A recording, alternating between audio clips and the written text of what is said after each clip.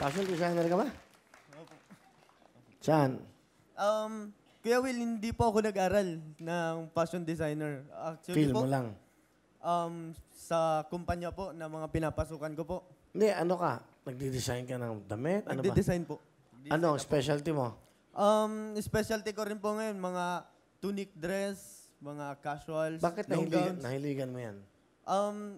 Dati po kasi Kuya Will, ang gusto ko talaga mag-arkitekto. Dahil sanay pa ako mag-drawing. Sketching. Opo, sketching.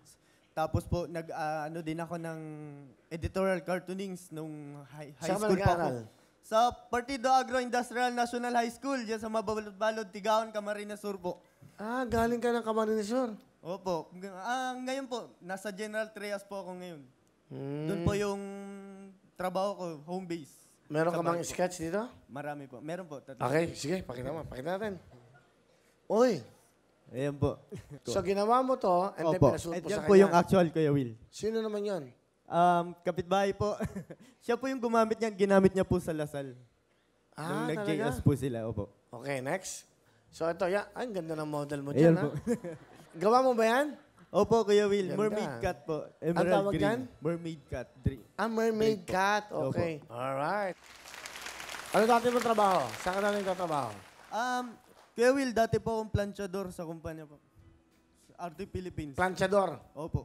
Okay. Tapos po, usyosero ako, Kuya Will, eh.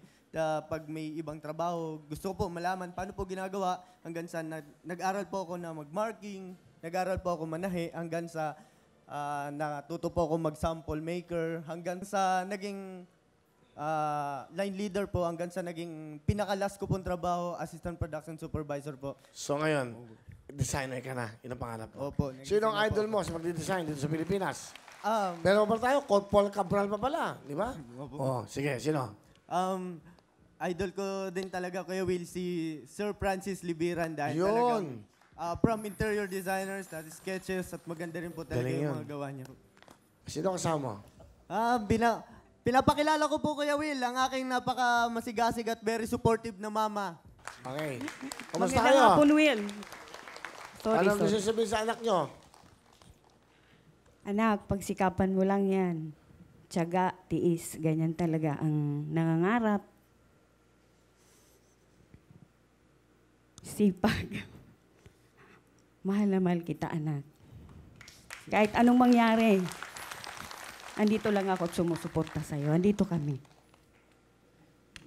Maraming salamat, ma. Kasi sa totoo lang po, nung pangarap ko po talaga na mag-aral ng kolehiyo, tapos sinabi po ni mama na hindi na kaya ni mamang pag-aralin pa ako. That's why nag-decide ako na magtrabaho na lang sa kumpanya after makagraduate ako ng high school. Ginamit ko yung kung anong talento, kakayahan, lakas ng loob. Mag-isa akong lumuwas ng Maynila mula sa Bicol. At salamat sa Panginoon kasi hindi niya ako pinabayaan. At nandyan ka, ma, lagi nakasuporta at sa mga ginagawa ko. At salamat, ma, kasi lagi kang nandyan yung mga pangaral mo sa akin at saka yung mga suporta na kailanman, kahit ikaw lang, ma, sa buhay ko, yung nakagisnan ko, hindi ko nakita yung tatay ko, tinaguyod mo pa rin ako bilang maging isang mabuting tao. Maraming salamat, ma. Mahal na mahal po kita. Okay, thank you.